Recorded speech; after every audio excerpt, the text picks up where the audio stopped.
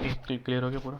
देखो, अगर एनपी के बारे में अगर पूछा है तो क्या एनपी कैसे देखेंगे, सबसे पहले हम देखेंगे हाउ देयर सिस्टम, आपका सिस्टम कैसे आइडेंटिफाई करता है एनपी को, ठीक है। उसको देखना अप्रोप्रिएट क्लासिफिकेशन आपने किया है कि नहीं किया, अप्रोप्रिएट क्लासिफिकेशन बराबर किया है कि नहीं किया, थ्रेट ऑफ जिसमें रिकवरी का थ्रेट होता है। एंड देन उसके बाद जो सिक्योर्ड अनसिक्योर्ड जो करते हैं हम, सिक्योर्ड अनसिक्योर्ड डाउटफुल उसमें बराबर हुआ है कि नहीं हुआ है, क्लासिफिकेशन बराबर, कैलकुलेशन प्रोविजन बराबर हुआ है कि नहीं हुआ है।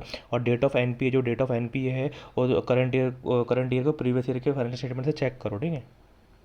भाई ड्राइंग पावर जो मैंने करके आया है, debtors minus creditors plus stocks minus mobilisation of advances minus total में मार्जिन माइनस करते हैं बैंक, और उसमें से ड्राइंग पावर निकलता है। सबसे पहले लिखने का कि भाई हमने दिया वो एक्सटेंडेड गाइडलाइन के हिसाब से है कि नहीं है, और वो रिफ्लेक्टेड सैंक्शन लेटर में रिफ्लेक्ट कर रहा है या नहीं कर रहा है। उसके बाद देखो proper reporting of sundry creditors and then stocks covered under this drawing power, ठीक है। एंड देन जो स्टॉक ऑडिट रिपोर्ट है, जो स्टॉक ऑडिट है for accounting fund is greater than stability limits, ठीक है, जो हमने निकाला, ठीक है, फॉर कैलकुलेशन ड्राइंग पावर, ठीक है। एंड देन देखिए जो carefully calculate drawing power in case of construction company construction business because mobilization of advance is reduced from the drawing power, ठीक है।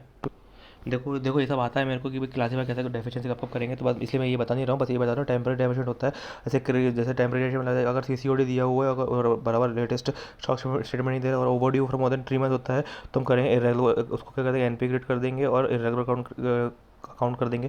और नॉर्मल बेसिस एडहॉक बेसिस है तो within 180 days from the date अगर नहीं हो रहा है तो हम एनपी ग्रेड कर देंगे। सेंट्रल गवर्नमेंट आता है, ये आता है कंसोर्टियम आता है, उसके बाद एग्रीकल्चर आता है, सीसी सब 90 दिन के ऊपर है ना, ये सब आता है। सिंपल है, क्रॉप सीजन पता है, एरोजन पता है, और बोरोवर फैसिलिटी पता है ना, 90 दिन।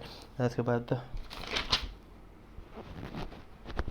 उसको हमें देखना है वेरी इजी पॉइंट्स, रिस्ट्रक्चर कर रहा है, क्या कर रहा है कंसेशन दे रहा है, कंसेशन क्या कर रहा है, हम क्या कर रहे हैं उसको, हम क्या कर रहे हैं बोरोवर का एक फैसिलिटी प्रोवाइड कर रहा है जिसे grants concession to the borrower. उसके लिए हम क्या कर रहे हैं मॉडिफिकेशन कर सकते हैं, अगर इंटरेस्ट कम कर देंगे, रिपेमेंट बढ़ा देंगे, इंस्टॉलमेंट बढ़ा देंगे, एडिशनल फैसिलिटी प्रोवाइड करवा देंगे, ठीक है। और लेकिन ये जो भी होगा ये सर्कुलर के हिसाब से होना चाहिए, कमेंट में तो circular issue in this regard, जो भी सर्कुलर है वो हिसाब से करना पड़ेगा। लेकिन और ये जो स्टैंडर्ड सबस्टैंडर्ड आउटलुक बनाएगा ये अभी होगा, लेकिन रिट्रोस्पेक्टिव इफेक्ट से नहीं होगा। और इसको हम इंटरनल वीक अकाउंट क्रिएट कर देंगे, इसको डाउनग्रेड कर देंगे स्टैंडर्ड सब स्टैंडर्ड, और जो लॉ एनपी है तो एनपी रहेगा, ठीक है। तो जैसे हमने यहाँ पे हमने क्या डाउनग्रेड किया था अकाउंट को, ऊपर यहाँ पे क्या अपग्रेड करना है, और अपग्रेड जो भी करेंगे एज पर आरबीआई गाइडलाइंस के हिसाब से करेंगे। और इनकरेक्ट अपग्रेड पार्शियल अपग्रेडेशन नहीं चलता है, जैसे कि 1000 रुपये था 800 वापस कर दिया तो अपग्रेड नहीं करेंगे, जब तक पूरा होगा तब तक अपग्रेड नहीं करेंगे। और रिकवरी बैलेंस शीट डेट के कट ऑफ डेट के बाद मिल रही है, और वो क्या कर रहा है अपग्रेड कर दे रहे हैं बैलेंस शीट डेट में, वो भी अलाउड नहीं है। देखो, अगर हम एनपी को सेल कर रहे थे तो वेरी सिंपल सिंपल बात है, एज पर गाइडलाइन हिसाब से होना चाहिए, पॉलिसी बोर्ड राइट हिसाब से होना चाहिए, और जो एनपी 2 साल से पुराना होना चाहिए, नॉन रिकॉर्ड होना चाहिए, उसमें कोई रिस्क नहीं हो, and don't assume any risk, जब जा रहे पूरे चले गए एंड उसके बाद कैश बेसिस पे होना चाहिए, वापस परचेस नहीं करना चाहिए। और स्पेशल पॉइंट है कि जो भी रिमूव फ्रॉम बुक्स अकाउंट हटा देंगे, और जो भी अगर कैरिंग वैल्यू जो भी हम उसकी नेट बुक वैल्यू से कम में बेच रहे हैं, लॉस हो तो प्रॉफिट लॉस में डाल देंगे, और ज़्यादा में बेच रहे हैं तो रिटर्न में डाल देंगे, उसको प्रॉफिट लॉस में नहीं डालेंगे, क्योंकि वो हमारा प्रॉफिट नहीं है। जो भी बाद में लॉस होगा उसको से रिकवर करेंगे। अगर एनपी को उससे हम परचेज भी करते तो क्या करेंगे, क्लासिफिकेशन जो भी परचेसर की बुक में था वही क्लासिफिकेशन हमारी बुक में रहेगा, और recovery for adjust acquisition cost and then excess profit में आएगा। कैपिटल एडिक्वेसी जो 100% रिस्क वेट में हो जाएगा, और कैपिटल एडिक्वेसी रेशियो जो रहती है वो 100% रिस्क वेट में जाएगा, and then NP purchase from other bank, ठीक है, जो भी 100% डालेंगे, ठीक है, जो लेते हैं लॉस लेते हैं ना। यहाँ पर क्या बोला गया होगा, जो स्टैम्प ड्यूटी जो भी हम करते हैं ना, जो भी नॉर्मल एक्सपेंडिचर है बट रिलेटेड टू स्टेशनरी, जैसे bulk purchase of security paper कर रहे हैं, it will be right of over period of time, और जो चिल्लर खर्चे है पेन पेंसिल ये सब प्रॉफिट लॉस में आएंगे, ठीक है। और इंटरनल कंट्रोल एल में डालना चाहिए, and then physical verification at the end of the होना चाहिए, and then check cost will chart to profit and loss, ठीक है। देखो, जो भी हम जगाना चाहते हैं, हम कस्टमर के जो जो है बोरोवर के पैसे खींचना चाहते हैं उसके एसेट्स बेच के, ठीक है।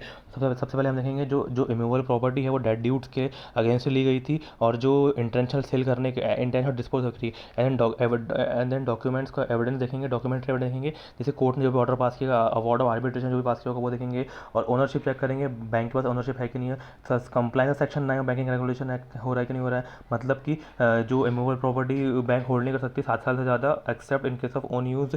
और उसके बाद क्या बोलता है, जो बुक जब एसेट एक्वायर किया था तब वो लोअर ऑफ बुक वैल्यू और एनआरवी विचएवर इज लोअर में रिकॉर्ड किया था या नहीं किया था, ठीक है। देखो, हमारा जो हमको रटा हुआ पॉइंट हुआ capital adequacy to total capital divide by risk weighted asset in 200, और आरबीआई के हिसाब से एक CRR 9% होना चाहिए, 9% याद रखना, ठीक है, पेपर में आएगा MCQ 100%। स्ट्रेस टेस्टिंग करेंगे, हम स्ट्रेस टेस्टिंग करेंगे कि भाई जैसे अंडरस्टैंड तो bank has enough capital to survive in adverse economic condition, ठीक है। जैसे बेसल तो इसी का स्ट्रेस टेस्टिंग का बेसल 3 फ्रेमवर्क होता है। और उसको क्या बोलता है, आर्ट बोलता है, क्या बोलता है, ability to absorb shock. And then art पर क्या हो जाएगा, रिस्क मैनेजमेंट कर सकते हैं, entry for transparency and disclosure है ना, गवर्नेंस, ठीक है। कासा वेरी इजी है। सबसे पहले जो हम अकाउंट ओपन किए थे पापा का, वो केवाईसी से हुआ था कि नहीं हुआ, सैम्पल बेस में अकाउंट चेक कर लेंगे, इंटरेस्ट बराबर पेमेंट हो रहा है कि नहीं हो रहा है, क्योंकि सेविंग अकाउंट में तो, करंट अकाउंट में तो इंटरेस्ट पेमेंट होता ही नहीं है। कन्फर्मेशन ले लेंगे भाई, बैंक ने एडुकेट कन्फर्मेशन लिए कि नहीं लिया। डेबिट बैलेंस, जो भी करंट सेविंग करंट अकाउंट में डेबिट बैलेंस है, वो क्या बोलते हैं, लोन से नेट आउट हुआ है, जो not net out liability side में तो नहीं दिखा दी, क्योंकि वो एडवांसेस में दिखाना चाहिए। इन ऑपरेट जो 2 साल से ज़्यादा इन ऑपरेटिव अकाउंट है, वो बराबर रिपोर्ट होना चाहिए, क्योंकि उसमें फ्रॉड होने के चांसेस ज़्यादा होते हैं। तो अगर ऐसा कोई ट्रांजैक्शन होता है कि अगर हमने बैंक से क्या कर लिया, लोन लिया हुआ है, सीसी अगर यूटिलाइज ही नहीं किया, लेकिन eight the end of the year हमें 2 करोड़ रुपए का ले लिया लोन, और उसकी हमने एफडी करवा दी, तो उसको बोलते हैं विंडो ड्रेसिंग। तो विंडो ड्रेसिंग नहीं है, इसके पीनल पीनल आर्टिफिशियल बूस्टिंग करने के लिए करते हैं, for advance deposit to inflate advances entry. उसके लिए क्या करना पड़ता है, इट इन्वॉल्व पीनल एक्शन, इसको एलएफआर में रिपोर्ट करना पड़ेगा और क्वालिफिकेशन देना पड़ेगा मेन रिपोर्ट में, ठीक है। देखो बिल डिस्काउंट अगर बोरिंग अगर बैंक ने लिया हुआ है तो क्या करना पड़ेगा, सबसे पहले देखेंगे भाई, जो बोरिंग लिया है वो एज पर जो कॉलन शॉर्टनेस, अगर बोरिंग लिया तो ऑथराइज से हुआ है कि नहीं हुआ है। और क्या करेंगे, बोरिंग अगर लिया तो क्या सबसे पहले कंफर्मेशन करते हैं, सबसे पहले सर्टिफिकेट, कंफर्मेशन सर्टिफिकेट देखते हैं, अदर डॉक्यूमेंट देख करेंगे और एक्सटर्नल कंफर्मेशन करेंगे।